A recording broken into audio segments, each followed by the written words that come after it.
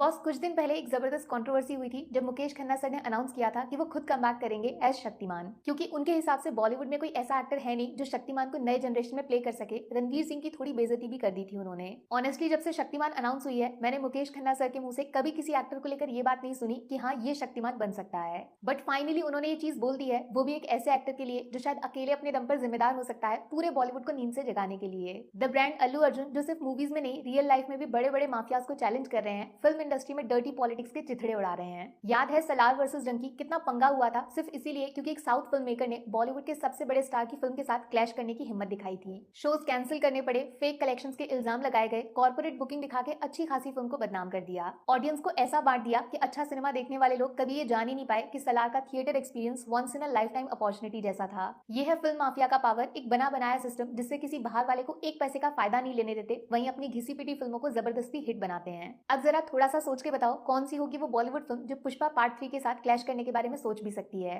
हिम्मत है किसी में, है कोई दूर दूर तक जो पुष्पा 3 के सामने अपनी फिल्म को रिलीज करने का कॉन्फिडेंस रखता है। जिस फिल्म का सिर्फ नाम पता है, रिलीज डेट का 0% आइडिया नहीं है, वो अभी से पावर रखती है पूरे साल के बॉलीवुड कैलेंडर को बदलने की। इसको बोलते हैं ब्रांड। देखो वही सेम माफिया जो डंकी सलार के टाइम एक साउथ फिल्म को हर तरीके से डिस्ट्रॉय करना चाहता था, उसको स्क्रीन देने को तैयार नहीं था, वही माफिया आज मल्टीप्लेक्स चेन में एक साउथ फिल्म के ज्यादा से ज्यादा शोज चलाना चाहता है, ज्यादा से ज्यादा भीड़ लगा के पैसा बनाना चाहता है। पूरा माफिया को झुका दिया साला। सबसे ज्यादा चौंकाने वाली बात तो यह है कि जब भी आप किसी से पूछोगे पुष्पा 2 के रिकॉर्ड्स कौन तोड़ सकता है, तो KGF 3, सलार 2, स्पिरिट, ये सब नाम सुनाई देते हैं। एक भी बॉलीवुड फिल्म का नाम नहीं लिया जाता, ये सबसे शर्म की बात है। इवन दिसंबर में एक बड़ी हिंदी फिल्म आ रही है जो खुद साउथ फिल्म की रीमेक है, और जो चीज बॉलीवुड मेकर्स के जले पे नमक छिड़कने जैसी है वो ये कि पुष्पा 2 का सबसे ज्यादा कलेक्शन हिंदी मार्केट से, हिंदी ऑडियंस की पॉकेट से आ रहा है। एक हफ्ते में सबसे ज्यादा कलेक्शन का रिकॉर्ड जो KGF 2 के नाम पे था, यहाँ भी एक साउथ फिल्म ने पूरे 268 करोड़ कमाए थे। फिर बाहुबली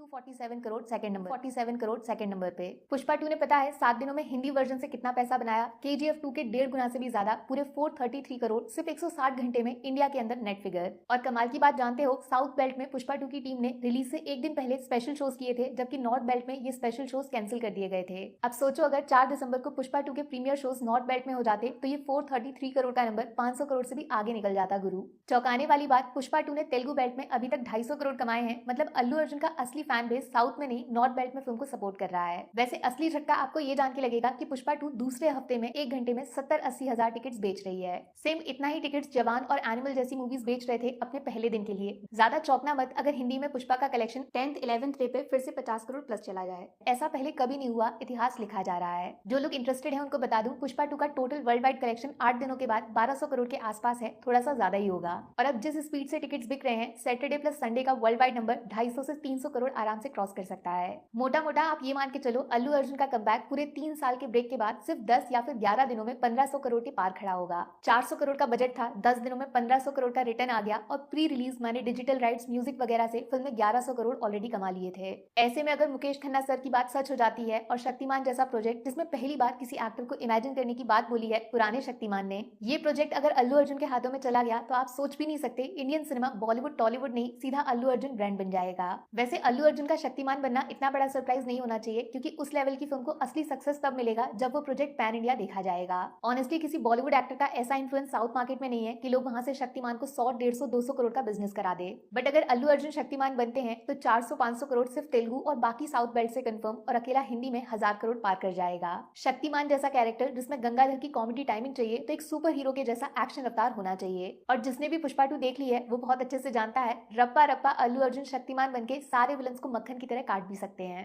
तो एक फनी वे में जबरदस्त कॉमेडी टाइमिंग के साथ छोटे बच्चों के साथ कनेक्ट भी कर सकते हैं। प्रॉपर 2 in 1 एक्टर बोले तो अल्लू अर्जुन टैलेंट पावर। सिर्फ फिल्म्स में नहीं, रियल लाइफ में भी अल्लू अर्जुन की इमेज को नेगेटिव वे में प्रेजेंट करने का बहुत ज्यादा ट्राई किया जा रहा है, बट फिल्म की तरह रियल लाइफ में भी पुष्पा झुकेगा नहीं साला। बॉलीवुड में अल्लू अर्जुन से बचने का सिर्फ एक तरीका है, उनको बैन कर दिया जाए, क्योंकि अगर शक्तिमान जैसे प्रोजेक्ट्स भी चले गए तो नॉर्थ साउथ का डिबेट खत्म हो जाएगा। ऐसे में बेस्ट काम जो किया जा सकता है वो टी सीरीज वालों ने किया, अल्लू अर्जुन के साथ मिल जाओ, संदीप वांगा प्लस अल्लू अर्जुन, ये फिल्म बहुत जल्दी आने वाली है। अब सिर्फ एक सवाल है मेरा आप लोगों से, शक्तिमान के चेहरे में अल्लू अर्जुन को इमेजिन करो, मुकेश खन्ना सर ने हाँ बोल दिया है, आपका जवाब क्या होगा, हाँ कि ना? आराम से सोच लो। वैसे मैंने 2 साल पहले ही बता दिया था 2022 में शक्तिमान किसको बनना चाहिए, जरूर से देख लेना। मिलती हूँ दोबारा, टेक केयर।